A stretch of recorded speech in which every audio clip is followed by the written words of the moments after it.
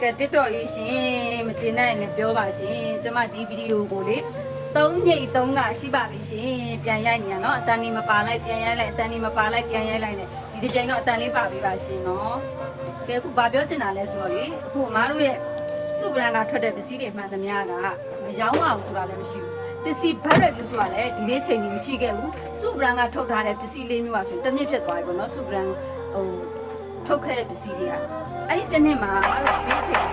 နော်အမားတို့ဘက်ရက်ပြဆိုတာမရှိခဲ့ဘူးရောင်းရတာလဲဝက်ဝက်ကွယ်ရောင်းရတယ်အမားတို့ပစ္စည်းက local မှန်တယ် local မှန်ပေမဲ့ local ထဲမှာဆိုအမားတို့ပစ္စည်းကဈေးကြီးတယ်ဘာကြောင့်ဈေးကြီးလဲဆိုတော့အမားတို့အိန္ဒိယပစ္စည်းတွေနဲ့ထုတ်လုပ်ထားတာဖြစ်တယ်အဲ့ဒါကြောင့်မလို့အမားတို့ဈေးကြီးတယ်အမားတို့ကပစ္စည်းကောင်းကိုင်နဲ့ရလက်ကောင်းလိုချင်တဲ့အတွက်ကိုအမားတို့အများကြီးပစ္စည်းတွေတုံးထားတယ်ကောင်းသောပစ္စည်းတွေကိုတုံးထားတယ်အဲ့တော့ဆိုလိုချင်တာကအမားတို့ local ထဲမှာဆိုရင်အမားတို့ပစ္စည်းကတော့ဈေးကြီးတယ်ပေါ့နော်ကဲအဲ့တော့စူပရန်ကထွက်ထားတဲ့ပစ္စည်းလေးမျိုးကလည်းဘဝက်ကွယ်ရောင်းရတယ်အခုမနေ့တနေ့ကမှထုတ်ထားတဲ့စုဖောင်တာပဲထုတ်ထားတယ်ဟောဒီကနာရာနော်နာရာ list လေးတွေက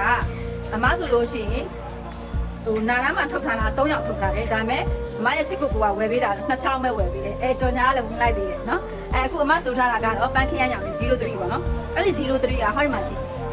နော်ဒါအမအဖတ်မထည့်တာဘူးနော်ဒီမှာနော်တွေ့တယ်နော်တွေ့လားဒီလိုအပြင်ရောင်ရောအတွင်းရောင်ရောလုံးဝတစ်ထက်တည်းကျနေရအဲ့တော့တဲလေးတို့ကနှခမ်းကြီးဝယ်မယ်ဆိုလို့ရှိရင်အရောင်အတွင်းရောင်နဲ့အပြင်ရောင်နဲ့မတူပါဘူး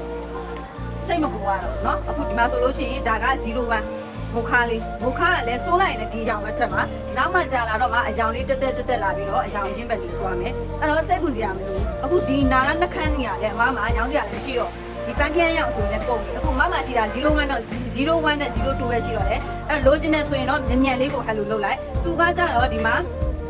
ဟာလာတစ်စိတ်ပါတယ်เนาะဒီမှာပါကက်တင်ကလည်းလုံးဝအမိုင်စားစာတန်းလေးတွေကခေါင်းကြွလေးတွေနဲ့ဟာလာတစ်စိတ်ပါတယ် certificate ပြည့်အပြည့်ဝထောက်ခံချက်ရထားတဲ့ကိုရီးယား brand ဖြစ်တဲ့ထိုင်းတုံလေးပါအဲ့တော့တစ်ချောင်းမှာ28,500ပါလိုချင်နေဆိုရင်တော့မြန်လေးကိုပေါ်လာတင်လိုက်ပါရှင်